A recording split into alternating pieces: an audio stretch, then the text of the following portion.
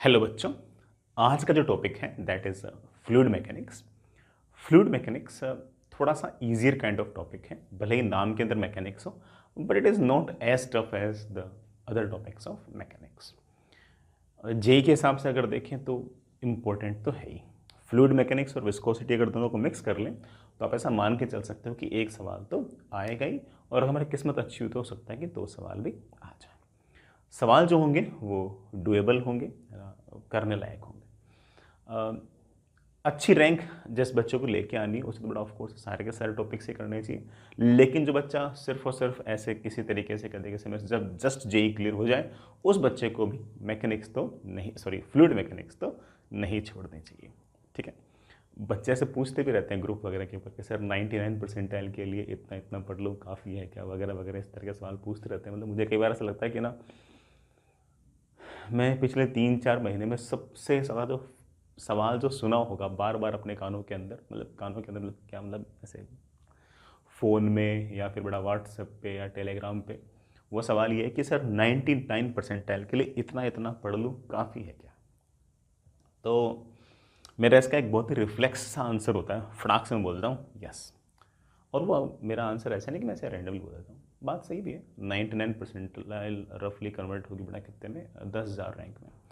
जिस बच्चे की 10,000 11,000 रैंक आ रही है, he need not have to be god gifted. ठीक है, अगर वो गॉड गिफ्टेड ना भी हो और वो एक सिंपलिस्टिक पढ़ाई करके भी जा रहा हो तब भी 10,000 11,000 रैंक ला सकता है। चलो ठीक है, 100 रैंक तो अलग बात है, बट 10,000 रैंक तो नॉर्मल बच्चे भी ला सकते हैं अगर वो ठीक ठाक पढ़ाई करें, प्रैक्टिस करें, होमवर्क करें। ठीक है, फोकस्ड रहें, गलतियाँ ढूंढें, गलतियों पर काम करें।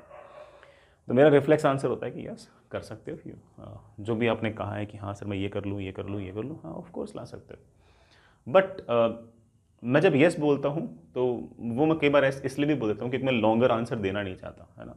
अदरवाइज लॉन्गर आंसर तो मैं ये चाहता हूँ, मतलब मैं ये देना चाहता हूँ कि, है ना, आप 99 परसेंटाइल, 98 परसेंटाइल या 99.5 परसेंटाइल या 99.9 परसेंटाइल, इन टर्म्स में बातें करना थोड़ा सा एक बार के लिए बंद करें, है ना। अगर आप इन टर्म्स में अगर बातें करना अगर बंद करोगे तो तुम थोड़ा एक ब्रॉडर पर्सपेक्टिव सोच पाओगे पढ़ाई का, और चीज़ें थोड़ी कंफर्टेबल भी होंगी, है ना। डोंट टारगेट द 99 परसेंटाइल, वो तो आ जाएगी, पढ़ने लिखने से सब आ जाती है। आप, क्योंकि अब सिचुएशन वैसी नहीं रही कि, है ना, मेरी किस्मत खराब थी इसलिए मेरी रैंक पे चलेगी। आज से नियरली 4 साल पहले क्या होता था कि सिर्फ और सिर्फ जेई मेन का एग्जाम सिर्फ और सिर्फ एक ही बार होता था, और मान लो कि किसी बच्चे का वो दिन खराब चला गया, लेट्स से उसको बुखार हो गई, जुकाम हो गई, किसी और तरीके से वो अनईजी हो गया, मान लो सेंटर पे लेट पहुंचा, सेंटर पर पहुंचा तो एडमिट कार्ड लेके नहीं आया, कुछ ना कुछ हो जाता मान लो उसके साथ, तो उसकी उसी दिन रैंक खराब हो जाती है। ठीक है, और मान लो रैंक खराब हो गई, 2.5 लाख के बाहर चला गया तो एडवांस में नहीं पहुंच पाया, तो दोनों पेपर उसके निपट गए। तो आज से 4 साल पहले कोई बच्चा अगर ये बात बोलता है कि सर मेरी किस्मत खराब थी, तो आई बिलीव दैट। आज के दिन बच्चों को एक से ज़्यादा अटेम्प्ट मिल रहे हैं, है ना। अब चारों ही बार, जैसे मान लो कि 4 अटेम्प्ट होते हैं, लेट से चारों ही बार आपकी किस्मत खराब हो, ऐसा तो नहीं हो सकता। चारों अटेम्प्ट में से कोई ना कोई अटेम्प्ट तो ऐसा होगा जिसके अंदर आप अपनी औकात के हिसाब से परफॉर्म कर पाओ। औकात मीन्स कि आपकी जो प्रिपरेशन है, आपका जो एप्टीट्यूड है, आपके जो आईक्यू है, आपकी जो एनालिटिकल स्किल्स है, उसके हिसाब से परफॉर्म कर पाओ। मान लेता हूँ कि 3 बार आपकी किस्मत खराब थी, लेट से, तो एक बार तो ऐसा होगा ना कि यार हाँ भाई, इस बार तो मैंने अपने पोटेंशियल के हिसाब से परफॉर्म कर दिया, और उस दिन अगर आप पोटेंशियल बराबर परफॉर्म कर दोगे तो अगर आपका पोटेंशियल 98 का है तो 98 आ जाएगी, आपका पोटेंशियल अगर 99 का तो 99 आ जाएगी, आपका पोटेंशियल अगर 100% का तो 100% आ जाएगी। Why are you worrying about that? तुम तो सिर्फ और सिर्फ इस बारे में वरी करो ना कि मैं अपना पोटेंशियल कैसे इंक्रीज करूँ। पोटेंशियल के हिसाब से परसेंटाइल और रैंक आना ये तो तय है। और मैं बहुत ही फ्लैट आंसर दे रहा हूँ इस बारे के ना, क्योंकि ना अभी अगले आने वाले 3-4 महीनों के अंदर मैं तुम लोगों को आपस में ग्रुप में मुझसे आपस में इस तरह से बात करते हुए सुनूंगा कि यार मेरा वाला शिफ्ट इजी था, इसका टफ था, और यार मेरा वाला टफ था, उसका इजी था, एनटी ने ये कर दिया, उसने ये कर दिया, इस तरह की बात मैं सुनने वाला हूँ। बट मैं आपको अभी अभी से इन सब बातों का जवाब दे देता हूँ कि ऐसा कुछ भी नहीं होता। जो बच्चा जिस रैंक के लायक होता है, एग्ज़ाम इतना फेयर है, इतना मतलब बढ़िया है, एनटीए ने जिस तरह से जेई का एग्ज़ाम करवाया है इस टाइम पर, वो इतना शानदार सिस्टम है कि जो बच्चा जिस लायक है ना उसको वो रैंक मिल ही जाएगी। कोई उससे वो रैंक छीन ही नहीं सकता, चाहे उसका पेपर आसान हो, टफ हो, कुछ भी हो, कुछ भी हो। अगर मेरी रैंक एनटी, अगर मान लो कि मेरी रैंक जेई में एग्जाम देने के बाद अगर मान लो कि 4,42,421 थी, इसका मतलब मैंने 4,42,421 रैंक के लिए ही पढ़ाई की थी बस, है ना। ये मत बोलना कि अरे मेरा सर पेपर टफ था उस दिन, ऐसा हो गया, ये हो गया, वो हो गया, इन सब बातों का कोई अर्थ नहीं, क्योंकि हर चीज़ नॉर्मलाइज हो जाती है। तो आप तो सिर्फ और सिर्फ इस बारे में ज़्यादा सोचो कि मैं अपनी पोटेंशियल कैसे बढ़ाऊं, मैं अपनी औकात कैसे बढ़ाऊं, मैं अपने एनालिटिकल स्किल्स कैसे बढ़ाऊं, मैं ज़्यादा से ज़्यादा कोर्स कैसे कंप्लीट करके जाऊं, मैं ज़्यादा से ज़्यादा जो कोर्स मैंने निपटा रखा उसको रिवाइज किस तरह से करके जाऊं, मैंने जितने चैप्टर आज तक पढ़ रखे हैं उनमें जेई रिलेवेंट किस तरह से प्रैक्टिस करके जाऊं। ये सोचना छोड़ दो कि अरे यार, है ना, मेरी 99 आएगी तो क्या होगा, 99 नहीं आएगी तो क्या होगा, इन सब बातों में कुछ खास रखा नहीं है ना। इन बातों को करने से, इन बातों को डिस्कस करने से हमारी रैंक बढ़ने से रही, हमारी रैंक तो बढ़ेगी ऑफ कोर्स, है ना, पेन चलाने से, रिवाइज करने से, पढ़ने से, सिलेबस कंप्लीट करने से, टेस्ट देने से, टेस्ट को एनालाइज करने से, हमारी जो गलतियां हैं, कमियां हैं, खामियां हैं, उन पर वर्क करने से। तो मैं अभी भी इस बात को बोलता हूँ, कोई बच्चा अगर मान लो 90% लाने का पोटेंशियल रखता है तो चारों अटेम्प्ट में से कोई ना कोई अटेम्प्ट ऐसा होगा ही होगा जिसके अंदर वो 90% ले ही आएगा।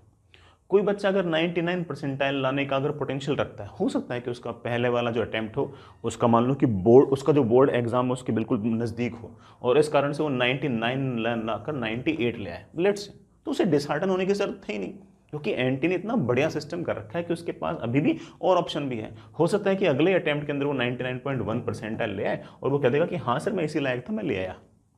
हो सकता है कोई बच्चा ऐसा हो जो 99.9% के लायक भी हो, ऑफ कोर्स हमारे ग्रुप में भी होंगे ऐसे लोग, इस लायक हो, इस लायक जो बच्चा होगा हो सकता है कि उसके वो पहला वाला जो पेपर है उसके अंदर हो सकता है कि बेटा उस दिन उसको बुखार हो जाए और उसके 96% आए, लेकिन वो बच्चा इतना समझदार होगा, उसे पता है कि हाँ भैया 96% जो मेरी पोटेंशियल के हिसाब से नहीं है, उस दिन मेरे को बुखार हो गया था, कोई बात नहीं, अगली बार बुखार हो जरूरत थोड़ी है, वो अगली बार आराम से 99.9 बड़े आराम से ले आएगा।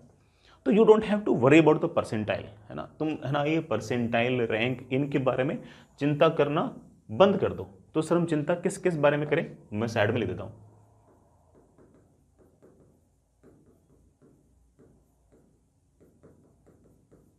सिलेबस कैसे कंप्लीट करना है उसके बारे में चिंता करो, ठीक है। जो सिलेबस कंप्लीट कर रखा है उसको रिवाइज कैसे करें इस बारे में चिंता करो कि कोई चीज़ भूले तो नहीं। जो भी जेई रिलेवेंट क्वेश्चंस हैं उनकी मैं किस तरह से प्रैक्टिस करूं, कितनी ज़्यादा से ज़्यादा प्रैक्टिस करूं उसके बारे में चिंता करो। जितने भी अपने पीरियोडिक टेस्ट हैं उनको देने के बारे में चिंता करो कि इनमें मैं नंबर कैसे बढ़ाऊं। लास्ट टाइम 160 थे, इस बार 170 लेके आऊँगा, अगली बार 180 लेके आऊँगा, अगली बार 185 लेके आऊँगा। इन टेस्टों को एनालाइज करने के बारे में चिंता करें।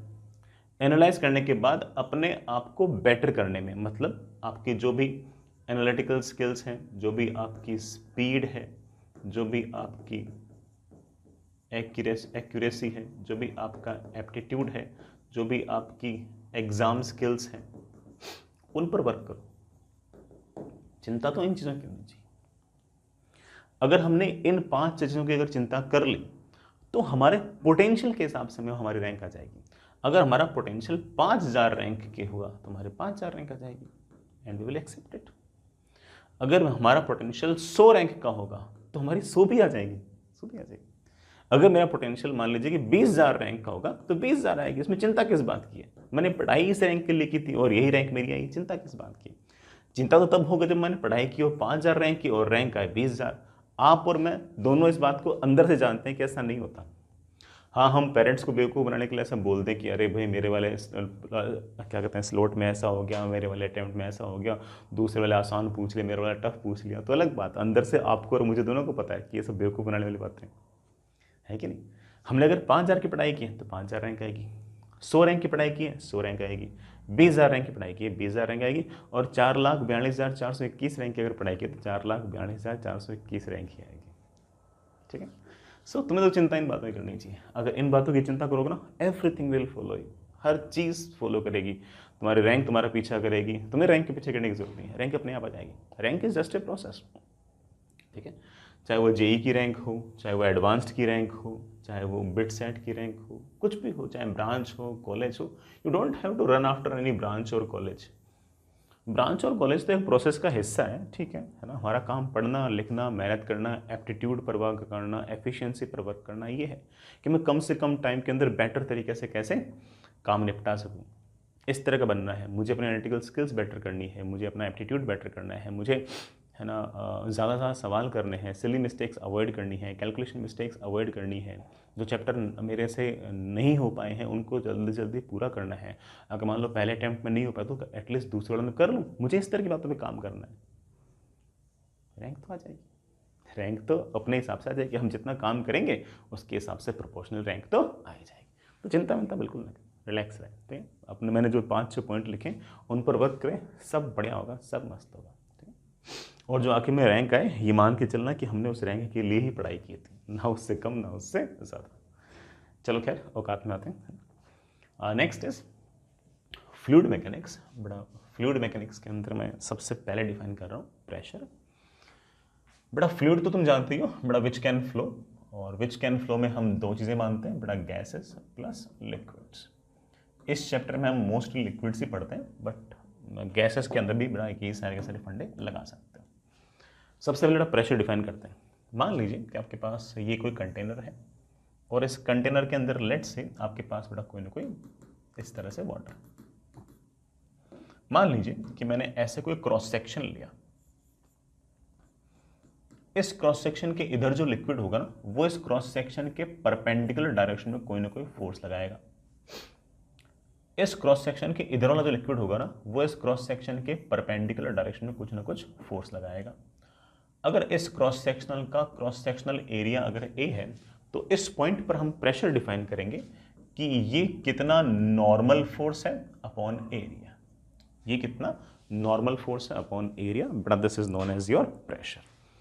फोर्स लिखना हो तो उल्टा कर देना कि that is simply pressure into area. अगर फोर्स लिखना हो तो उल्टा कर देना, that is of course pressure into area. Pressure की बड़ा यूनिट्स वगैरह आपको पहले से याद ही रहती है, बट फिर भी मैं एक बार लिख देता हूँ। इसकी unit will be of course force upon area, newton per metre square, also known as pascal. 1 atmospheric pressure बेटा हमें याद रहना चाहिए, 1 atmospheric pressure is 1.013 into 10⁵ pascal. Dimension again बेटा हमें याद रहनी चाहिए, ऊपर तो फोर्स, बड़ा फोर्स की डायमेंशन होती है mL/t-2, एरिया से डिवाइड किया तो mL-1t-2। एरिया मतलब बेटा L स्क्वायर था, तो L स्क्वायर ऊपर जाएगा तो L की पावर -2 आ जाएगा, एक L पहले से था तो L-1। प्रेशर बेटा एक स्केलर क्वांटिटी है, इसके पास किसी प्रकार की कोई डायरेक्शन नहीं होती, ठीक है। आगे चलते बेटा, next is variation of pressure with height. Height के साथ प्रेशर कैसे वेरी करता है सुनिएगा बेटा, आराम से सुनना। ये आपके पास बेटा कोई कंटेनर है इस तरह से, और इस कंटेनर के अंदर लेट्स बेटा आपके पास कोई ना कोई लिक्विड है। इस लिक्विड की लेट्स से मेरे बच्चों डेंसिटी आपके पास है रो, लिक्विड की डेंसिटी आपके पास रो है। मैंने 2 पॉइंट ले लिए सेम हॉरिजॉन्टल लेवल पे, मैंने 2 पॉइंट ले लिए सेम हॉरिजॉन्टल लेवल पे, बड़ा ये पॉइंट x और ये पॉइंट y।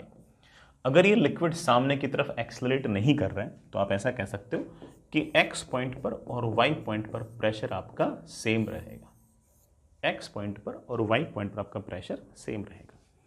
लेकिन हाइट के साथ बड़ा प्रेशर चेंज होगा, हाइट के साथ बड़ा प्रेशर आपका चेंज होगा।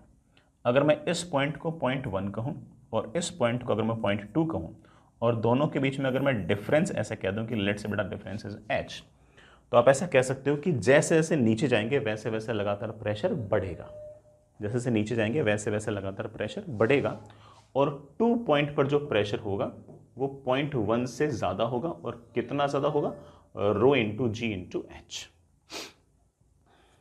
2 पॉइंट पर जो प्रेशर होगा वो 1 पॉइंट से ज़्यादा होगा, और कितना होगा बेटा, rho into g into H.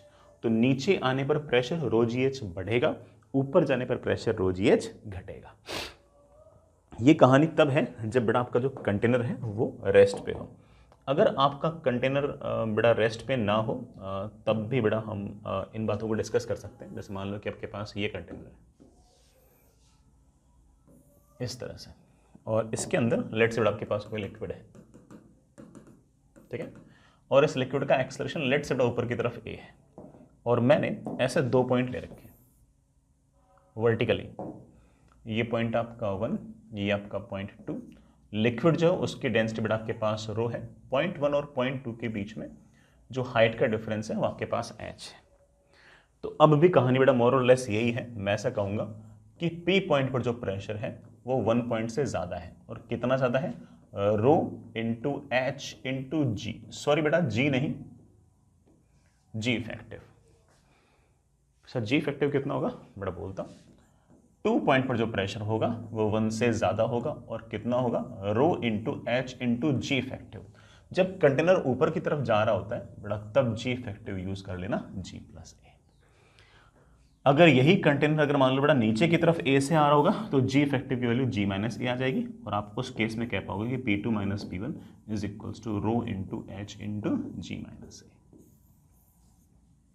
ठीक, आगे चलते हैं बच्चा। प्रेशर इन एक्सेलरेटिंग लिक्विड, बेटा ऐसे एक छोटी सी बात और है, सुनना।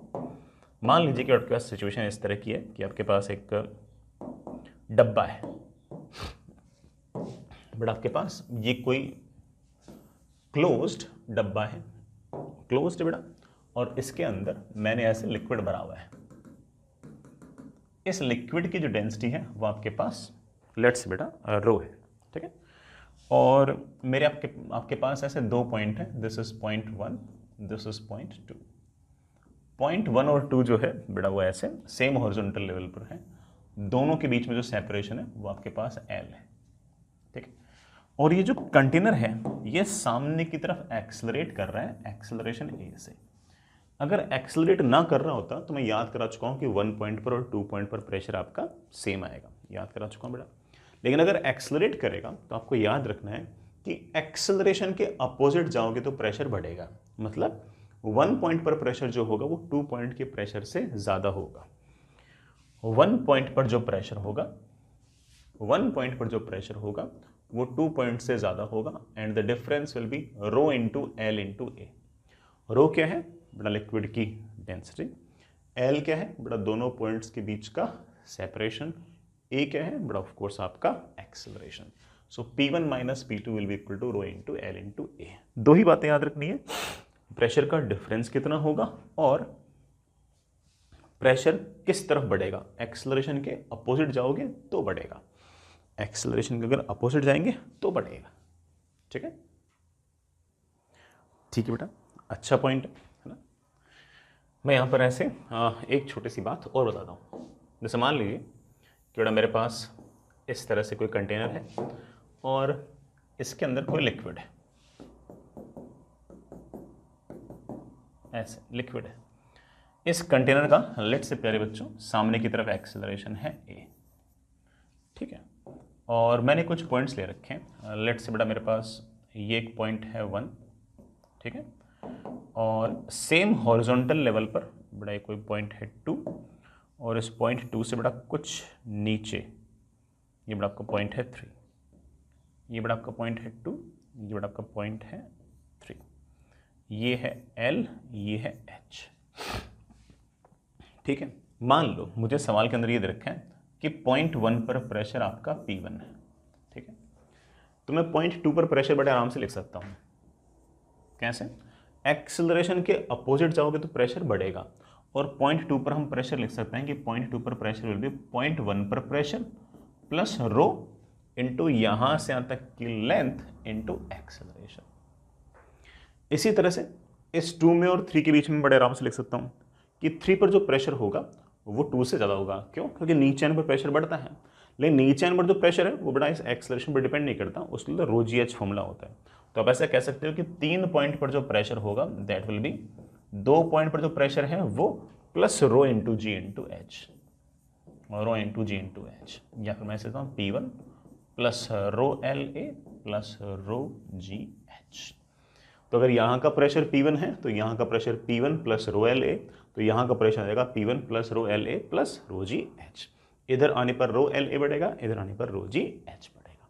ऐसे हम प्रेशर्स बड़े आराम से लिख सकते हैं। 2 बड़ा पॉइंट हमें और याद रखने,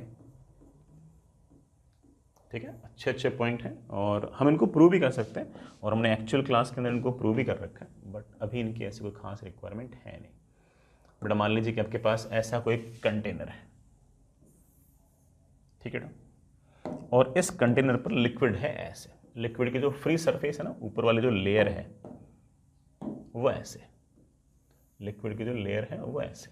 अब मैंने क्या किया कि इस कंटेनर को सामने की तरफ ऐसे एक्सेलरेट करना स्टार्ट किया। जैसे मैंने इस लिक्विड को सामने की तरफ यूं एक्सेलरेट करना स्टार्ट किया तो लिक्विड की जो लेयर होगी ना वो हॉरिजॉन्टल से ऐसे कुछ एंगल बनाने लग जाएगी। लिक्विड की जो लेयर होगी वो हॉरिजॉन्टल से ऐसे कुछ एंगल बना लेगी। अगर मैंने इस सारे के सारे अरेंजमेंट को सामने की तरफ एक्सेलरेट किया तो हॉरिजॉन्टल से ये एंगल कितना है ये बेटा हम बड़े आराम से प्रूव कर सकते हैं, बट रिवीजन के लिए आप सिर्फ उसे याद रख सकते हो कि इस थीटा की जो वैल्यू आएगी बेटा that will be tan theta is equals to a by g, tan equals to a by g. Standard से रिजल्ट है, ठीक है। एक रिजल्ट और है बेटा, अगला डायग्राम यूज कर लो। चलो एक दूसरा डायग्राम बना दो। मान लीजिए कि बेटा आपके पास इस तरह से कोई सिलेंडर है ऐसे, और ये सिलेंडर बेटा आपके पास एक्सिस है। क्या हो बेटा कि इस सिलेंडर के अंदर लिक्विड जो था ना वो ऐसे था, लिक्विड की जो लेयर थी वो ऐसे थी, लिक्विड नीचे था। फिर बीचों बीच से गुजरने वाले एक्सिस के अबाउट बेटा मैं इस पूरे के पूरे सिलेंडर को घुमाने लग गया। जैसे मैंने घुमाया तो मैंने ऐसा पाया कि लिक्विड की जो फ्री सरफेस है, ऊपर वाली जो सरफेस है वो थोड़ी ऐसी होगी, यूं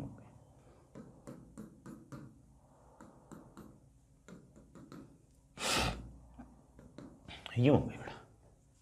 वैसे तो फ्लैट थी लेकिन ये कब हो गई ऐसा, ये तब हो गई जब बेटा मैं पूरे के पूरे इस सिलेंडर को ऐसे किसी न किसी ओमेगा से घुमाने लग गया। ये आपके पास बेटा पूरा पूरा सिलेंडर है, बीचों बीच से गुजरते हुए एक्सिस पर मैंने सिलेंडर को जैसे घुमाया तो पानी की सरफेस जो यूं थी वो ऐसे हो गई, पैराबोलाइड हो गई, पैराबोला का 3 डायमेंशनल।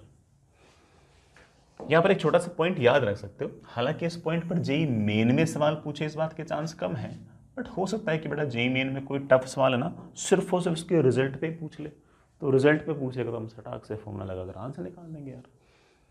ये अगर एक्स एक्सिस है और अगर ये अगर आपके पास वाई एक्सिस है तो फ्री सरफेस का कोई पॉइंट लेट से बेटा अगर यहाँ कहीं है एक्स कोमा वाई पे, तो इस एक्स और वाई के बीच में एक रिलेशन आएगा, मतलब फ्री सरफेस के जो कोऑर्डिनेट्स हैं उनके बीच में एक रिलेशन आएगा and it will something like this कि y is equals to omega square x square upon 2g। बेटा y पर पावर 1 है, x पर पावर 2 है, तो ऑफकोर्स बेटा ये जो क्रॉस सेक्शन मैंने आपको दिखा रखा है फ्री सरफेस का, ये क्या होगा, पैराबोला होगा।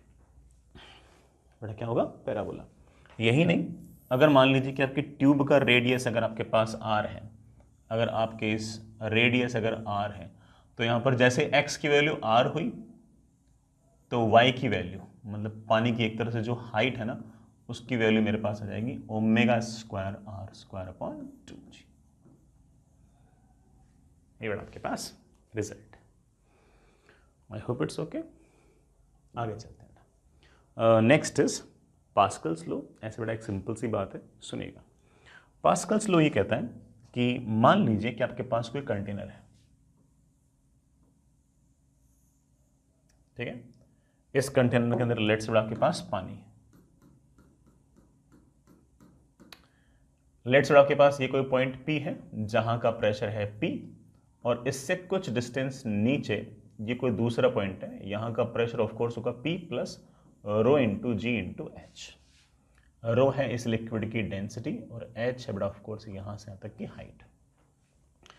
इस पॉइंट से इस पॉइंट का प्रेशर रो जी एच ज्यादा ही होगा।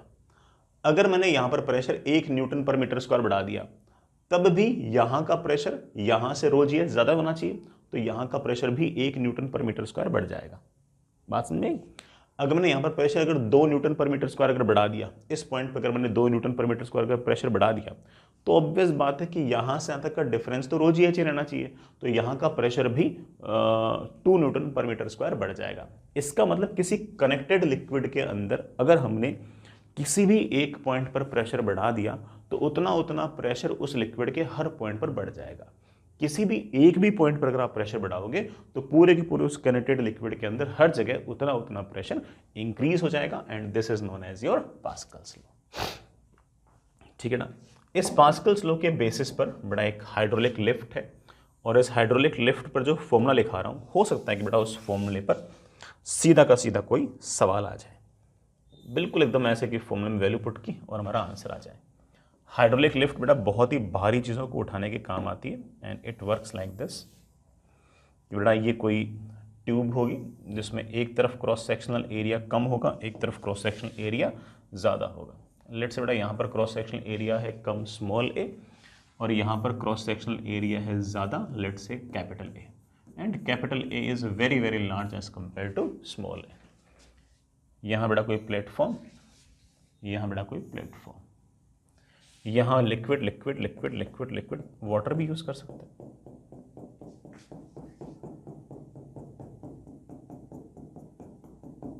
ठीक है। अब मान लो कि मैंने किसी तरीके से यहां पर कोई ना कोई फोर्स लगा दिया F। अगर मैंने यहां पर फोर्स लगा दिया F तो इस पॉइंट पर प्रेशर बढ़ गया। कितना प्रेशर बढ़ गया? F/A। ये सारा का सारा जो लिक्विड है ये कनेक्टेड है और अगर यहां पर प्रेशर F/a बढ़ गया तो ऑब्वियस बात है कि यहां पर भी उतना ही बढ़ गया, यहां पर भी उतना ही बढ़ गया और यहां पर भी उतना ही बढ़ गया। और इस पॉइंट पर भी अगर उतना ही प्रेशर बढ़ गया तो क्या होगा कि मान लीजिए बेटा इसके ऊपर मैंने कोई ना कोई ऑब्जेक्ट रखी हुई है ऐसे, तो ये जो प्लेटफॉर्म होगा इस पर ये लिक्विड ऊपर की तरफ एक एक्स्ट्रा फोर्स लगा देगी और उस फोर्स की वैल्यू होगी कितनी? यहां पर कितना प्रेशर बढ़ा? ΔP मल्टीप्लाइड बाई ये वाला एरिया इज ए। कितना प्रेशर बढ़ा है बच्चे? बोले से जितना प्रेशर वहां बढ़ा है उतना ही प्रेशर यहां बढ़ा है। वहां प्रेशर मेरे बच्चे बढ़ा है small f/a into capital A. वहां पर जो फोर्स लगाया आपने स्मॉल f लगाया है और यहां पर जो इस ब्लॉक पर जो फोर्स लगा वो कैपिटल F लगाया। और आप इस बात को नोटिस कर रहे होंगे कैपिटल F की जो वैल्यू है वो आ गई है स्मॉल f इंटू ये बड़ा वाला एरिया अपॉन ये छोटा वाला एरिया। अगर बड़ा वाला एरिया छोटे वाले एरिया से बहुत बहुत बहुत बड़ा है तो ऑफ कोर्स कैपिटल F की जो वैल्यू है वो स्मॉल f से बहुत बहुत बड़ी है। तो आप छोटा सा फोर्स लगाकर भी बहुत भारी ऑब्जेक्ट को उठा सकते हो, क्योंकि आप जो छोटा सा फोर्स यहाँ पर लगाओगे वो यहाँ पर छोटा सा फोर्स नहीं होगा, बड़ा सा फोर्स हो जाएगा, जस्ट बिकॉज कि यहाँ पर फोर्स कम एरिया पर है, यहाँ पर फोर्स ज़्यादा एरिया पर है। प्रेशर बढ़ा यहाँ और यहाँ सेम चेंज हुआ है, तो ऑफ कोर्स जिस रेशो में आपका एरिया होगा उसी रेशो में आपका फोर्स भी आ जाएगा। ठीक है, आगे चलते हैं। ठीक है बच्चों, आगे चले। नेक्स्ट इज आर्किमिडीज प्रिंसिपल या फिर बेटा बुओयेंसी फोर्स। एक छोटी सी बात सुनो। मान लीजिए बेटा कि आपके पास इस तरह का अरेंजमेंट है कि ये कोई कंटेनर है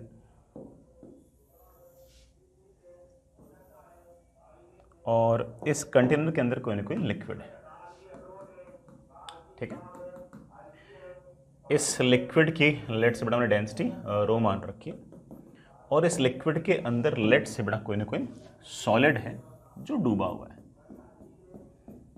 सॉलिड का मास m है और सॉलिड की बड़ा डेंसिटी लेट से सिग्मा। ठीक है, तो होगा क्या कि ये जो लिक्विड है ना ये हर तरफ से इस सॉलिड को ऐसे पुश करेगी, ऐसे पुश करेगी। लिक्विड हर तरफ से ऐसे पुश करेगी। सर ये वाली एरो छोटी बनाई और ये वाली एरो बड़ी क्यों बनाई? क्योंकि बेटा ऊपर वाले पॉइंट पर प्रेशर कम होता है, नीचे वाले पॉइंट पर प्रेशर ज़्यादा होता है, तो यहाँ से पुश ज़्यादा करेगी और यहाँ से पुश कम करेगी। तो नेट फोर्स आएगा लिक्विड का सॉलिड पर ऊपर की तरफ और उस फोर्स को बेटा हम बोल देंगे बुओयेंसी फोर्स। उस फोर्स को हम क्या बोल देंगे? Buoyancy force. ये buoyancy force by Archimedes principle is equal to weight of the displaced liquid. Weight of the displaced liquid मतलब कि इस सॉलिड की जगह अगर लिक्विड होता तो उसका वेट कितना होता? उस लिक्विड का वेट होता उस लिक्विड का मास इंटू जी। उस लिक्विड का मास इंटू जी। लिक्विड का मास लिखना बहुत ही आसान है। इतनी जगह अगर लिक्विड होता तो उसका मास कितना होता? उसका मास होता लिक्विड की तो डेंसिटी वॉल्यूम बेटा ऑफ कोर्स सॉलिड का इंटू जी। डेंसिटी बेटा किसकी? लिक्विड की।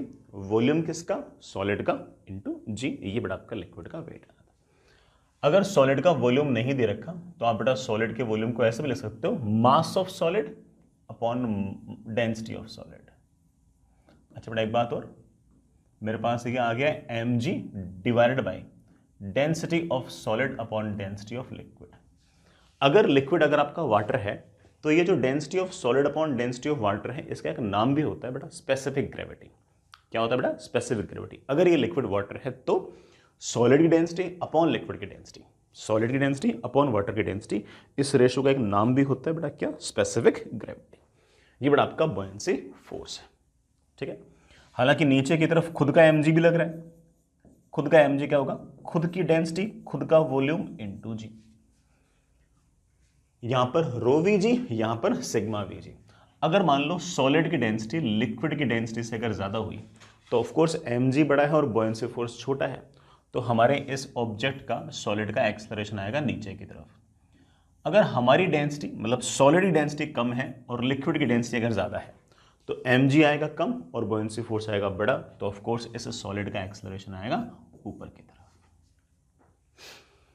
आई होप बेटा जब भी कोई बॉयंसी फोर्स पे कोई सवाल आएगा तो आप बॉयंसी फोर्स के फॉर्मूले से बड़े आराम से सारा का सारा काम निपटा सकते हैं। ठीक है, हालांकि बॉयंसी फोर्स पर मुझे ऐसा लगता है कि एक सवाल और पूछा जाता है, वो है अपरेंट वेट का सवाल। मैं एक बार अपरेंट वेट का कॉन्सेप्ट रिमाइंड करा देता हूं आपको। हालांकि मुझे ऐसा लगता है कि मोस्टली बच्चों को अपरेंट वेट पता ही होता है, मैकेनिक्स वगैरह में पढ़ रखा होता है, बट यहां पर किस तरह से अपरेंट वेट का सवाल पूछ लेते हैं वो समझा रहा हूं। बड़ा समझा रहा हूँ, फॉर्मूला निकल रहा हूँ, हालांकि फॉर्मूला निकल जाएगा मगर मेरा इंटरेस्ट फॉर्मूले में इतना है नहीं। बड़ा लिक्विड है, डेंसिटी उसकी रो है, और मेरे पास इस तरह से एक सॉलिड है, इस तरह से बड़ा एक सॉलिड है, सॉलिड का मास m है, सॉलिड की डेंसिटी बड़ा आपके पास सिग्मा है। ठीक है, और मैंने इस सारे के सारे अरेंजमेंट को लेट से बड़ा एक स्प्रिंग बैलेंस से बांध रखा है। ये बड़ा कोई स्प्रिंग बैलेंस है ऐसे,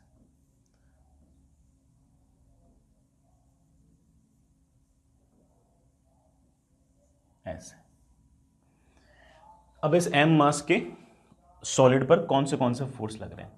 सबसे पहले उसका खुद का नीचे की तरफ mg। अगर इसका वॉल्यूम v है तो बड़ा मैं इसके mg, ठीक है, हम लिख सकते हैं। mg को हम भी ले सकते हैं, खुद की डेंसिटी, खुद का वॉल्यूम इनटू g। इस पर ऊपर की तरफ बॉयंसी फोर्स भी लगेगा। बॉयंसी फोर्स लगेगा कितना कितना कितना कितना बड़ा? लिक्विड की तो अच्छा, mass of displace liquid into g. इस सॉलिड ने कितना लिक्विड डिस्प्लेस किया है उसका वेट, तो उस लिक्विड का मास आएगा लिक्विड की डेंसिटी, सॉलिड का वॉल्यूम इनटू जी। सर सॉलिड का वॉल्यूम कैसे लिखूं? सॉलिड का मास अपॉन सॉलिड की डेंसिटी। साथ ही साथ बड़ा ऑफ कोर्स है आपका टेंशन जो होगा वही हमारे इस स्प्रिंग बैलेंस की रीडिंग होगी। रस्सी से अगर आपने एक बार बांध दिया तो ऑब्वियस बात है कि आपका ये जो ब्लॉक है ये तो इक्विलिब्रियम पे है। अगर इक्विलिब्रियम पे है तो ऊपर का फोर्स बराबर नीचे का फोर्स। जैसे ही मैंने ऊपर का फोर्स बराबर नीचे का फोर्स किया, देखना बच्चों क्या इक्वेशन बनी? ऊपर की तरफ tension plus buoyancy force is equals to mg। Tension plus buoyancy force, बड़ा बॉयंसी फोर्स की वैल्यू आ गई है mg, rho by sigma is equals to mg। Tension की वैल्यू आ गई है mg 1 minus rho by sigma. इसको बड़ा हम बोलते हैं एपरेंट वेट। जो उस स्प्रिंग बैलेंस की रीडिंग है बड़ा वही आपका एपरेंट वेट है। ये जो एपरेंट वेट होगा इसकी यूनिट बड़ा ऑफ कोर्स है ना न्यूटन में होगी, क्योंकि mg लिखा हुआ ना इसलिए। कई बार हो सकता है कि ग्राम में या केजी के अंदर भी दे रखा हो, तो मान लेना कि जी से डिवाइड करने के बाद आंसर दे रखा है, तो ये जो होगा ये तो ऑफ कोर्स न्यूटन में होगा। केजी में अगर दे रखा होगा तो जी से डिवाइड करने के बाद रीडिंग दे रखी होगी। ठीक है, तो वैसे तो स्टैंडर्ड से रिजल्ट है, बट ठीक है बेटा, ऐसा कोई बहुत हाई फाई रिजल्ट तो है नहीं कि मैं कहूँ कि इसे याद रखो। हालांकि मुझे कई बार ऐसा लगता है कि हो सकता है कि जेई जो है ना वो इस तरह का सवाल पूछे कि ये जो ब्लॉक है ना ये आधा अंदर है और आधा बाहर है।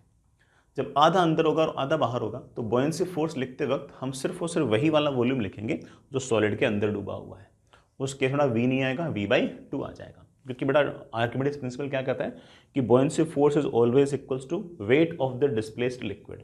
अगर आधा वॉल्यूम अगर अंदर होगा तो उसने सिर्फ और सिर्फ आधे वॉल्यूम ऑफ लिक्विड को ही डिस्प्लेस किया। तो इस तरह का पार्शियली भी सवाल आ सकता है कि आधा हिस्सा डूबा हुआ आधा हिस्सा बाहर है, तब भी कर लेंगे। किसी बच्चे को अगर ये बेसिक बातें समझ में आई है तो वो सवाल तो हर तरीके का कर ही सकता है। और अगर पूरा डूबा हो तो ठीक है बेटा, फॉर्मूला याद कर लो, जैसे आपकी इच्छा हो वैसे करो, ठीक है। नेक्स्ट इज बेटा फ्लो ऑफ फ्लूइड्स। हम अभी तक सिर्फ और सिर्फ कंटेनर के रेस्पेक्ट में अगर लिक्विड रेस्ट पे है उसी को पढ़ रहे थे। अब हम पढ़ते हैं बेटा फ्लो ऑफ फ्लूइड्स की। अगर किसी पाइप के अंदर अगर कोई फ्लूइड है, अगर वो जा रहा है तो उसकी क्या क्या कहानियाँ हैं। बेटा मान लीजिए आपके पास ये कोई पाइप है, ये कोई पाइप है, इस पाइप के अंदर पानी जो है वो बेटा मान लीजिए कि ऐसे जा रहा है, यूँ जा रहा है। जो लिक्विड है वो बेटा ऐसे कुछ स्पेसिफाइड पाथ्स के अलोंग जा रहा है। जो स्पेसिफाइड पाथ्स हैं जिनके अलोंग लिक्विड जा रहे हैं उन पाथ्स को हम बोलेंगे स्ट्रीम लाइन। क्या शब्द यूज करेंगे? Stream line. और इन पाथ्स के अलोंग पार्टिकल लगातार चलता जाएगा, लिक्विड पार्टिकल्स लगातार चलते जाएंगे और वो कुछ लॉज फॉलो करेंगे, कुछ स्पेसिफिक लॉज फॉलो करेंगे, जिसमें से दो लॉज मेरे लिए बड़ा बहुत ज़्यादा इंपॉर्टेंट है। एक मेरे पास है प्रिंसिपल ऑफ कंटिन्यूटी और दूसरी मेरे पास बर्नौलीज इक्वेशन। पहले बेटा प्रिंसिपल ऑफ कंटिन्यूटी सुनना आराम से, इत्मीनान से। बेटा मान लीजिए कि आपके पास ये कोई पाइप है ऐसी,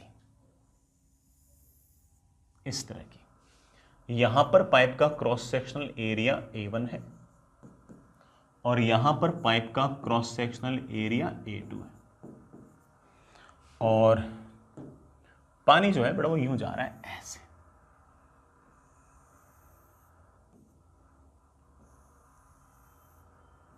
पानी जो बड़ा यूँ जा रहा है। पानी जब यहाँ पर था तो उसकी वेलोसिटी v1 थी और पानी जब यहाँ पर था तो उसकी वेलोसिटी बड़ा लेट से v2 थी।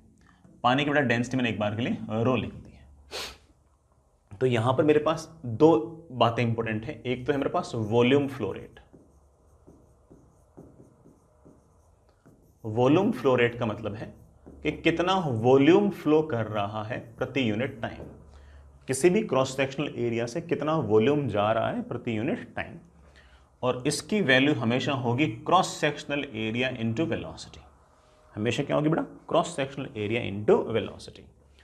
अगर कभी मास फ्लो रेट निकालना हो कि कितना मास फ्लो कर रहा है पर यूनिट टाइम, तो इसको डेंसिटी से मल्टीप्लाई कर दो, तो density into volume upon time, तो मेरे पास वो आ जाएगा रो into A into we.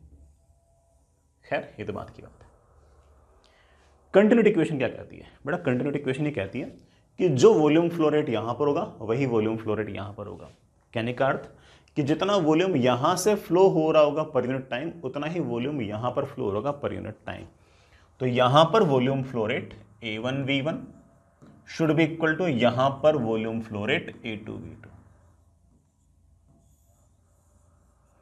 A1V1 equal to A2V2 and this equation is known as बेटा your equation of continuity. But this equation is known as your equation of continuity. Simple. ठीक है बच्चों, याद रखने बेटा आपको। Next is Bernoulli's equation. Bernoulli's equation एक तरीके से बेटा हमारे टोटल मैकेनिकल एनर्जी कंजर्वेशन है, या फिर दूसरे शब्दों में कहूँ तो एक तरीके से ये आपका फ्लूइड मैकेनिक्स का वर्क एनर्जी थ्योरम है। क्या कहती है बेटा ये? सुनना, आपके पास मान लीजिए बेटा ये एक हॉरिजॉन्टल सरफेस और आपके पास ये बेटा कोई पाइप है ऐसे, ऐसे पाइप। इस पाइप के अंदर लेट से बेटा कोई लिक्विड जा रहा है, यूं चलते चलते चलते चलते चलते चलते चलते ऐसे। यहां पर जो लिक्विड है उसकी वेलोसिटी है v1। जब लिक्विड यहां पहुंच गया तो उसकी वेलोसिटी है v2। ये जो लिक्विड है बेटा उसकी हाइट है h1 और ये जो लिक्विड है बेटा इसकी हाइट मैं बोलता हूं h2। ठीक है। लिक्विड जो है उसकी डेंसिटी आपके पास लेट से बेटा रो है। इस पॉइंट पर जो प्रेशर है मैं उसको P1 बोल देता हूं और इस पॉइंट पर जो प्रेशर है मैं उसे एक बार के लिए P2 बोल देता हूं। तो बर्नौलीज इक्वेशन ये कहती है बेटा, बर्नौलीज इक्वेशन ये कहती है कि पूरे के पूरे फ्लो के अंदर pressure plus rho g h plus half rho v square, इन तीनों का जो सम होगा वो कांस्टेंट रहेगा। कहने का मतलब इस पॉइंट पर प्रेशर प्लस इस पॉइंट पर rho into g into H1 plus इस पॉइंट पर half into rho into V1 का square should be equal to इस पॉइंट पर pressure plus rho into g into H2 plus इस पॉइंट पर half into rho into V2 का square. पूरे के पूरे स्ट्रीम लाइन पे, मतलब पूरे के पूरे फ्लो में आप किसी भी दो पॉइंट के बीच में इस तरह से इक्वेशन बना सकते हो। ठीक है, हालांकि आप एक छोटा हल्का फुल्का अगर अर्थ बनाना चाहो तो अर्थ भी बना सकते हो। जैसे mgh जो होता है वो ग्रेविटेशनल पोटेंशियल एनर्जी होता है, ये रो जी एच है, तो एक तरीके से ये gravitational potential energy per unit volume है। Half m v square kinetic energy होती है, ये हाफ रो वी स्क्वायर है, तो एक तरीके से ये kinetic energy per unit volume है। ठीक है, इसी तरह से ये इसको बोलते तुम pressure energy per unit volume.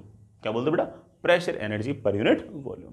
तो एक तरह से तीन एनर्जीज का जो सम है वो कांस्टेंट रहेगा, pressure energy per unit volume, gravitational potential energy per unit volume और kinetic energy per unit volume. इन तीनों का जो सम है बेटा वो किसी भी दो पॉइंट के बीच में कांस्टेंट रहेगा। ठीक है, समझ गए प्यारे बच्चों? आगे चले। ठीक है, नेक्स्ट इज बेटा वेलोसिटी ऑफ एफ फ्लक्स। ऐसे बेटा एक छोटा सा पॉइंट है, मैं हालांकि इसको प्रूव नहीं कर रहा, हालांकि ऐसा नहीं कि बेटा प्रूव करने में कोई बहुत ज़्यादा टाइम लग जाएगा, बट आपने पहले इसकी प्रूफ वगैरह सब कुछ आपने पहले से देख रखे हैं, इसलिए मैं जस्ट आपका वो टाइम बचाना चाहता हूँ। बाकी तो बेटा ठीक है, ऐसा कोई बहुत भारी बात है नहीं। बेटा मेरे पास ऐसा कोई कंटेनर है, इस कंटेनर के अंदर इस तरह से लिक्विड है, इस लिक्विड के बेटा आपके पास जो डेंसिटी है वो रो है। ये बेटा ओपन है, इसका जो ओपन वाला जो एरिया है वो आपके पास बेटा कैपिटल ए है। मैंने बेटा यहां कोई नल खोल रखी है जिसका एरिया बेटा लेट से आपके पास स्मॉल ए। ये जो ओपन एरिया है बेटा कैपिटल ए है, यहां नल खोल रखी है जिसका एरिया आपके पास स्मॉल ए है। ठीक है, अब जैसे बेटा आपने नल खोली, ऑब्वियस बात है कि बेटा इस नल में से पानी बाहर निकलेगा।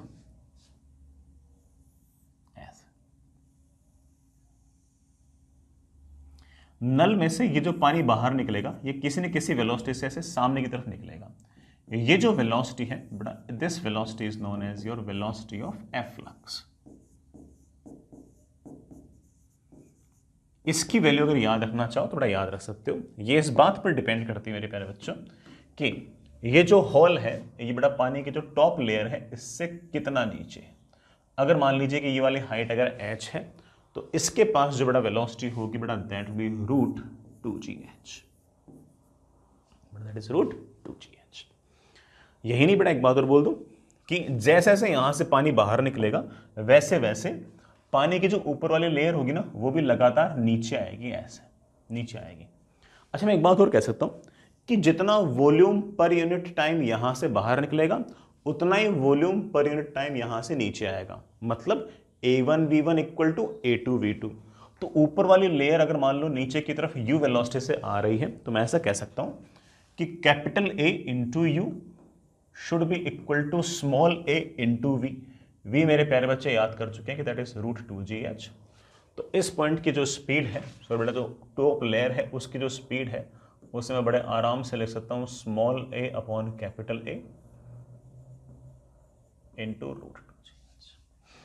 तो यहां से लगातार पानी बाहर निकलेगा, ये वाला प्रॉपर पॉइंट लगातार नीचे आएगा, लेकिन ये दोनों ही वेलोसिटीज किस पर डिपेंड कर रही है? जो टॉप सरफेस है वो और जो होल कर रखा है उनके बीच का बेटा इस तरह से जो हाइट है, ये बड़ा वेलोसिटी है। अगर कोई मुझसे पूछ ले कि सर यहां पर वॉल्यूम फ्लो रेट क्या होगा, क्या पूछ ले बेटा? Volume flow rate.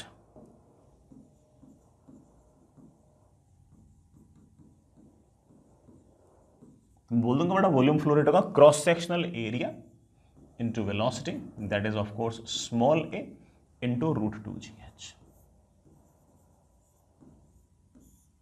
इस तरह से आप लिख सकते हैं, ये बड़ा आपका वॉल्यूम फ्लो रेट। ठीक, मेन चीज बड़ा ये वेलोसिटी ऑफ एफ फ्लक्स याद करना है, बाकी बातें तो आपस में बड़े आराम से बच्चे खुद ही रिलेट कर लेता है, उसको कोई खास दिक्कत ऐसी आती नहीं। ठीक है, हो जाएगा बड़ा सवाल। आगे चलते हैं। अच्छा नेक्स्ट इज बेटा हमने अभी तक है ना पूरे के पूरे लिक्विड के अंदर किसी भी प्रकार का कोई रेजिस्टिव फोर्स वगैरह कंसिडर नहीं किया, लेकिन लिक्विड के फ्लो में एक रेजिस्टिव फोर्स आ सकता है जिसे हम विस्कस फोर्स कहते हैं, and this property is known as viscosity. पढ़ते हैं, समझते हैं, इसको भी हल्का सा अपन देखते हैं। जैसे मान लीजिए कि बेटा आपके पास लिक्विड की एक लेयर ऐसी है और उसके जस्ट नीचे बेटा लिक्विड की दूसरी लेयर ऐसी है। अभी तक हमने जितनी फ्लूइड पढ़ी उसके अंदर हमने कोई किसी प्रकार का रेजिस्टिव फोर्स नहीं माना, जो भी फोर्स माने बट हमने ऐसे सरफेसेस के परपेंडिकुलर ही माने, और that force per unit area को हम लोगों ने प्रेशर भी बोल दिया था। ठीक, लेकिन अगर मान लीजिए बेटा लिक्विड की लेयर्स इस तरह से मूव कर रही है कि इस लेयर के पास वेलोसिटी है v और इस लेयर के पास वेलोसिटी है v प्लस dv, मतलब थोड़ी सी ज़्यादा, तो इस ऊपर वाली लेयर पर थोड़ा सा फोर्स लग जाएगा पीछे की तरफ जिसे हम विस्कस फोर्स कहेंगे, और वही विस्कस फोर्स नीचे वाली लेयर पर लग जाएगा आगे की तरफ, एंड वी से दैट कि हमारा जो लिक्विड है वो विस्कस लिक्विड है। समझ गए इस बात को? और ये जो फोर्स है जैसा हमने देखा बड़ा ये टेंजेंशियल डायरेक्शन में है, शेयर डायरेक्शन में है। ये वाला जो फोर्स था, दिस फोर्स अपॉन एरिया को हमने डिफाइन कर लिया था पहले से ही, क्या, प्रेशर, लेकिन हमने इस तरह का फोर्स नेग्लेक्ट कर लिया था। अब हम इस तरह का फोर्स भी पढ़ लेते हैं। बड़ा this force is known as your viscous force. एक इंपॉर्टेंट बात और बेटा, इस लेयर और इस लेयर के बीच का जो सेपरेशन है मैं उसे एक बार के लिए dx लिख रहा हूं। क्या लिख रहा हूं बेटा? dx। यहां से यहां तक दोनों लेयर्स के बीच में वेलोसिटी का जो चेंज है वो आपके पास dv है, और यहां से यहां तक दोनों लेयर्स के बीच का जो सेपरेशन है बेटा वो dx है। इस टर्म को बेटा हम एक नाम देंगे वेलोसिटी ग्रेडियंट। मेरे लिए बहुत ज्यादा इंपॉर्टेंट टर्म है बेटा ये, बेटा this is your velocity gradient. जैसे मान लीजिए कि बेटा ये रिवर का बेड है, मतलब बेटा रिवर का पैंदा है एक तरीके से, और पूरी रिवर बेटा ऐसे पानी है, यू फ्लो हो रहा है, यू फ्लो हो रहा है। रिवर का जो टॉप मोस्ट लेयर है, जो टॉप मोस्ट लेयर है वो ऐसे, टॉप मोस्ट लेयर जो है उसके पास बड़ा लेट से वेलोसिटी है v, और पानी का जो सबसे नीचे वाला पॉइंट है वो बड़ा रिवर के पैंदे के साथ यहां पर है, उसकी वेलोसिटी है 0, और रिवर की जो डेप्थ है वो मान लीजिए आपके पास है h। तो अगर कोई मुझसे पूछ ले कि यहां से यहां तक वेलोसिटी ग्रेडियंट क्या है, तो मैं बोलूंगा कि देख बेटा वेलोसिटी ग्रेडियंट मतलब यहां से यहां तक वेलोसिटी कितनी चेंज हुई। पानी का जो पार्टिकल बिल्कुल पैंदे पे है, बॉटम पे है, उसकी वेलोसिटी लगभग 0 ही है, और जो सबसे ऊपर ही ऊपर जो पानी है वो उसकी वेलोसिटी v है। तो यहां से यहां तक वेलोसिटी चेंज हुई है v, और यहां से यहां तक ऑफ कोर्स बड़ा पोजीशन चेंज हुई है h। तो ये जो v बाई h है ये हमारा वेलोसिटी ग्रेडियंट। ठीक है, ये टर्म हमारे काम आएगी। सर विस्कस फोर्स कितना होगा? बड़ा विस्कस फोर्स का एक सीधा सा फॉर्मूला है कि viscous force is equals to eta into a into dv by d x. मैं हर एक का अर्थ बता रहा हूँ, आराम आराम से इत्मीनान से सुनना, खास तौर से नीटा को अच्छे से सुनना क्योंकि उस पर बच्चे गलती करते हैं। ये डीवी बाई डी एक्स मैं पहले से बता चुका हूँ, ये आपका वेलोसिटी ग्रेडियंट है। ये बेटा वो एरिया है जिस एरिया पर आप विस्कस फोर्स निकाल रहे हो, और ये जो नीटा है बेटा ये आपका कोफिशिएंट ऑफ विस्कोसिटी है। अब कैसी गलती करते हो बेटा समझाऊंगा, तुम चिंता मत करना इस बात की, है ना। भले ही रिवीजन करा रहा हूं बट जो गलती है ना वो मुझे पता है कि बच्चे क्या गलती करते हैं। अब देखना, पहले कोफिशिएंट ऑफ विस्कोसिटी ना ये बड़ा लिक्विड पर डिपेंड करता है। अलग अलग लिक्विड की अलग अलग कोफिशिएंट ऑफ विस्कोसिटी होती है। कई लिक्विड बहुत ज़्यादा विस्कस होते हैं, उनमें बड़ा ये जो विस्कस फोर्स है वो बहुत ज़्यादा लगते हैं, उनके लिए नीटा की वैल्यू बड़ी होगी। कुछ बड़ा लिक्विड ऐसे होते हैं जिसमें विस्कस फोर्स कम लगता है, उनमें नीटा की वैल्यू कम होगी। इधर तो न्यूटन है, ठीक है, नीटा का मुझे लेट से बड़ा यूनिट नहीं पता, एरिया मुझे पता है metre square, dv by d x ऊपर तो आ गई velocity metre per second, divide by बेटा नीचे आ गई पोजीशन वो आएगी मीटर, मीटर से बेटा मीटर क्या हो गया कैंसिल, और मेरे पास नीटा की यूनिट आ गई है। बेटा देखना क्या यूनिट आ गई कोफिशिएंट ऑफ विस्कोसिटी की, बेटा न्यूटन सेकंड पर मीटर स्क्वायर, न्यूटन सेकंड पर मीटर स्क्वायर, न्यूटन सेकंड पर मीटर स्क्वायर। ये हमारे पास एसआई यूनिट है। सर मैं इसको सीजीएस में कन्वर्ट करूं तो करो बेटा, सर इसमें आप बहुत ज़्यादा यूनिट पे ध्यान दे रहे हो, बट इसलिए ध्यान दे रहा हूँ क्योंकि मुझे पता है कि इसमें गलती होती है। 1 न्यूटन को मैं लिख सकता हूँ 10⁵ टाइम्स सेकेंड, तो बड़ा सेकेंड ही होता है। 1 मीटर होता है 10⁻² सेंटीमीटर, तो ये 10⁴ सेंटीमीटर का स्क्वायर। ये मेरे पास आ गया 10 टाइम्स डाइन सेकेंड पर सेंटीमीटर स्क्वायर। ये जो डाइन सेकेंड पर सेंटीमीटर स्क्वायर होता है इसको हम बोलते हैं बेटा पॉइस। ओ सॉरी 10⁻10 ही बचा सब, 10 पॉइस। ये जो डाइन सेकेंड पर सेंटीमीटर स्क्वायर था उसको मैं बोल दिया बेटा क्या, पॉइस। ध्यान रखना इस बात को कि आपके 10 पॉइस जो होंगे वो 1 न्यूटन सेकेंड पर मीटर स्क्वायर के बराबर होंगे। अक्सर सवालों के अंदर नीटा की वैल्यू इसमें दे रखी होती है, लेकिन ये एसआई यूनिट नहीं है। एसआई यूनिट आपका न्यूटन सेकेंड पर मीटर स्क्वायर है। तो अगर मान लो कि कल को सवाल में 50 पॉइस दे दिया, तो ऐसा नहीं कि बेटा हम तो सारा सारा सवाल जो वो एसआई यूनिट में करते हैं, तो ऐसा नहीं कि हमने 50 रख दिया। 50 पॉइस जो होगा वो 5 न्यूटन सेकेंड पर मीटर स्क्वायर के बराबर होगा। मुझे ऐसा लगता है कि मैंने थोड़ा ज़्यादा समय बता दिया इस बात पे, बट ये ऐसी गलती है जो बच्चे बार बार करते हैं। एक बात और बेटा, 10 को है ना डेका बोलते हैं बेटा, 10 को क्या बोलते हैं, डेका। तो 10 पॉइस को 1 डेका पॉइस भी कहते हैं, है ना। तो अगर कभी डेका पॉइस लिखा हो ना तो समझना कि डेका पॉइस तो सेम एज आपका एसआई यूनिट ही है। तो अगर मान लो कि 5 डेका पॉइस लिखा है तो 5 डेका पॉइस लिख दो या 5 न्यूटन सेकंड पर मीटर स्क्वायर लिख दो, एक ही बात है ना। तो पॉइस में अगर मान लो नीटा की वैल्यू दे रखी हो तो थोड़ा सा कॉशियस हो जाना, ठीक है। जैसे मैं हल्का सा एग्जांपल और दूं, यहां लिख दूं, यहां लिख दूं, जैसे जैसे मान लो किसी सवाल के अंदर मुझे नीटा की वैल्यू, फॉर एग्जांपल नीटा की वैल्यू दी 60 पॉइस, तो थोड़ा सा हल्का सा सोच लेना कि 60 पॉइस मतलब 6 डेका पॉइस या फिर 6 न्यूटन सेकेंड पर मीटर स्क्वायर। तो जब फॉर्मूले में वैल्यूज पुट करो ना तो 6 रखना, 60 मत रखना, ठीक है। तो इस बात का खास तौर से ध्यान रखना कि पॉइस में दे रखा हो तो हो सकता है कि बेवकूफ़ बनाया जाए।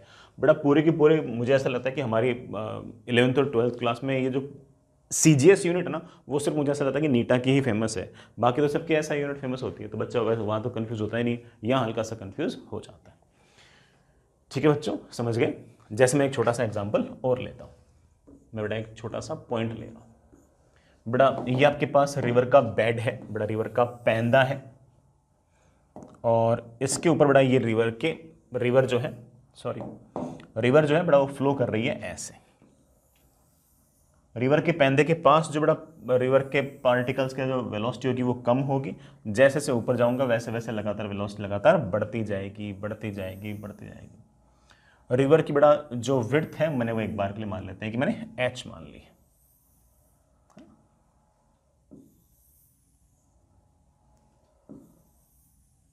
देखना बड़ा जो रिवर है उसकी विड्थ मैंने एक बार के लिए, उसकी हाइट मैंने एक बार के लिए लेट से h मान ली। ये मेरे पास कोई बोट है ऐसे जिसका क्रॉस सेक्शनल एरिया है a, और ये सामने की तरफ v वेलोसिटी से जा रही है। तो इसके साथ साथ जो लिक्विड होगा वो भी बेटा ऐसे सामने की तरफ v वेलोसिटी से जाएगा, लेकिन पीछे की तरफ एक विस्कस फोर्स लगेगा। सर इस विस्कस फोर्स की वैल्यू क्या होगी? बेटा इस विस्कस फोर्स की वैल्यू होगी इस लिक्विड का नीटा इंटू बेटा ये वाला सरफेस एरिया इंटू dv/dx। मतलब यहां से यहां तक स्पीड में कितना चेंज, जो पैंदे वाले बेटा जो आपके वाटर के मॉलिक्यूल्स हैं उनके पास स्पीड है 0, इनके पास स्पीड है v, तो चेंज इन स्पीड तो आ गया है v divide by change in position, change in position मेरे पास आ गया है h। तो कुल मिलाकर इस बोट पर पीछे की तरफ एक रेजिस्टिव फोर्स लग जाएगा जिसकी वैल्यू होगी eta into a into v upon h। ठीक है बच्चों, आगे चलते हैं बेटा। Next is Stokes law. किसी सॉलिड के अंदर, सॉरी बेटा किसी लिक्विड के अंदर कोई स्फेरिकल बॉल अगर है तो उस पर कितना विस्कस फोर्स लगेगा, इसको बताने के लिए हमारे पास स्टोक्स लॉ है। जैसे बेटा मान लीजिए कि मेरे पास ये कोई बॉल है और ये किसी लिक्विड के अंदर है, ये रहा बेटा आपका लिक्विड। इस लिक्विड का कोफिशिएंट ऑफ विस्कोसिटी नीटा है और इस स्फीयर का जो रेडियस है बेटा वो आपके पास लेट से आर है। मान लीजिए कि बेटा इस सॉलिड के पास नीचे की तरफ वेलोसिटी है वी रिलेटिव, बेटा कितनी है वी रिलेटिव, मतलब लिक्विड के रेस्पेक्ट में इस सॉलिड बॉल के पास वेलोसिटी है नीचे की तरफ वी रिलेटिव। वेलोसिटी बेटा लिक्विड के रेस्पेक्ट में अगर नीचे की तरफ है तो रेजिस्टिव फोर्स आएगा ऊपर की तरफ, विस्कस फोर्स आएगा ऊपर की तरफ, और उस विस्कस फोर्स की जो वैल्यू होगी वो आएगी 6 pi eta r v relative. V relative मतलब लिक्विड के रेस्पेक्ट में इसकी कितनी वेलोसिटी है।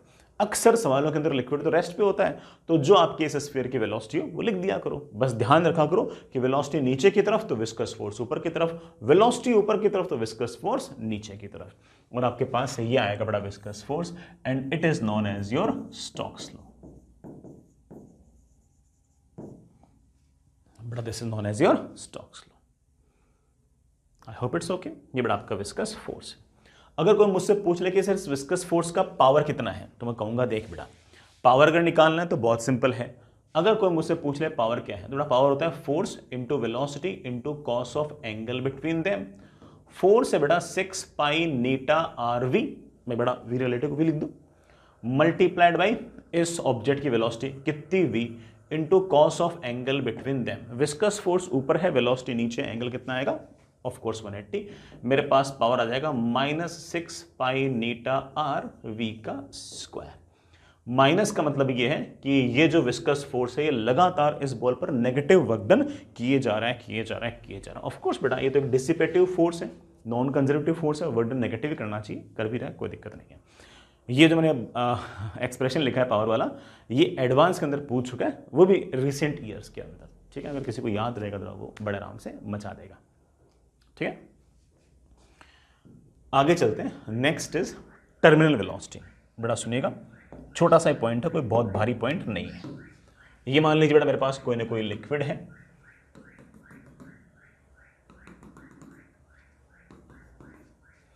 ये बेटा मेरे पास कोई ना कोई लिक्विड है। लिक्विड की मैंने डेंसिटी जो है ना वो सिग्मा मान ली,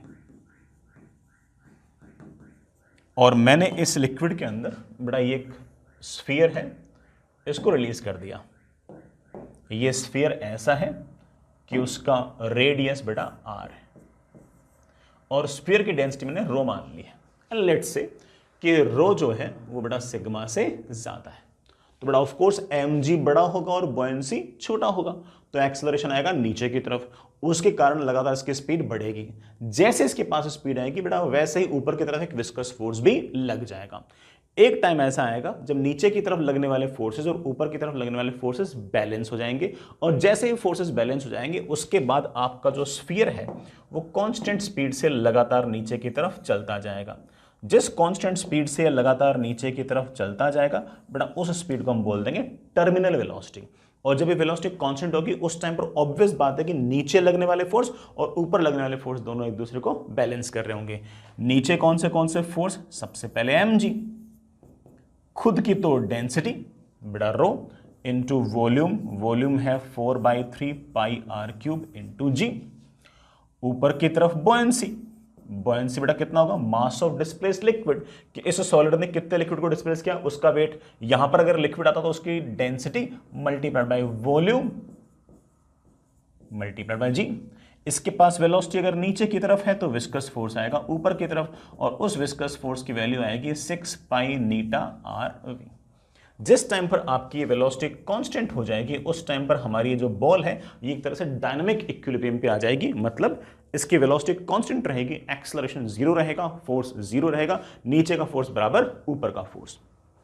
नीचे कौन सा फोर्स बेटा, rho into 4/3 pi r cube into g. ऊपर कौन सा फोर्स बेटा, sigma into 4/3 pi r cube into g plus 6 pi eta r v. एक आर तो बेटा आपका कैंसिल हो जाएगा और मेरे पास वी की वैल्यू आ जाएगी बेटा, पाई से पाई भी कैंसिल हो जाएगा, 6 से बेटा वो कैंसिल, तो 2/9 rho minus sigma r square into g upon eta. बेटा एक बार चेक करना मैंने सही किया ना, बेटा उसको उधर ले गया तो रो माइनस सिग्मा तो बन गया बेटा, 6 से बड़ा वो 4 कैंसिल, तो बड़ा वहाँ पर 2 बच गया, 2/9 बच गया, और एक r कैंसिल, g बड़ा ऊपर आ गया, नीटा आपका नीचे आ गया, एक r थोड़ा पहले से कैंसिल हो चुका है। ये आपकी एक तरह से मैक्सिमम वेलोसिटी आ गई है। This velocity is known as your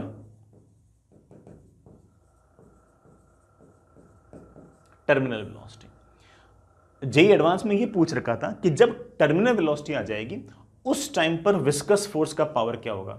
मेरे बच्चे बोले सर विस्कस फोर्स का पावर हमने अभी भी तो आपको याद कराया था बेटा, कितना याद कराया था सर पता ना, वे याद कराया था बेटा 6 pi eta r v square minus 6 pi eta r v square. सवाल ऑब्जेक्टिव था, उसमें पूछ रखा था कि ये power directly proportional to radius की कितनी पावर होगी। तो जो थोड़ा सा बेवकूफ़ बच्चा होगा ना वो तो बोलेगा sir directly proportional to r ही तो है, नहीं, इस वी में देखो, वी में आर स्क्वायर छुपा हुआ है, तो वी स्क्वायर के अंदर आर की पावर 4 छुपी हुई है, एक आर यहाँ पर और है, तो क्या हो जाएगा आर रेज़ टू पावर 5। तो ये जो आपका पावर है ना ये directly proportional to r raise to power 5 है। जब आपकी बॉल जो है वो कांस्टेंट वेलोसिटी अचीव कर लेगी, टर्मिनल वेलोसिटी अचीव कर लेगी तब। ये जेईई एडवांस का सवाल था, मजाक नहीं कर रहा हूँ, ठीक है, समझ गए बेटा इस बात को, ठीक है। ये बेटा हमारी फ्लूइड का रिविजन था। आई होप बेटा आपको सारे के सारे फॉर्मूले याद हो गए होंगे, और ऑफ कोर्स है ना बेटा कल इसकी प्रैक्टिस भी करेंगे, और आपको भी जहाँ कहीं जितने सवाल दिखें आप उनको लगातार करते रहें, टाइम को एफिशिएंटली यूज़ करें।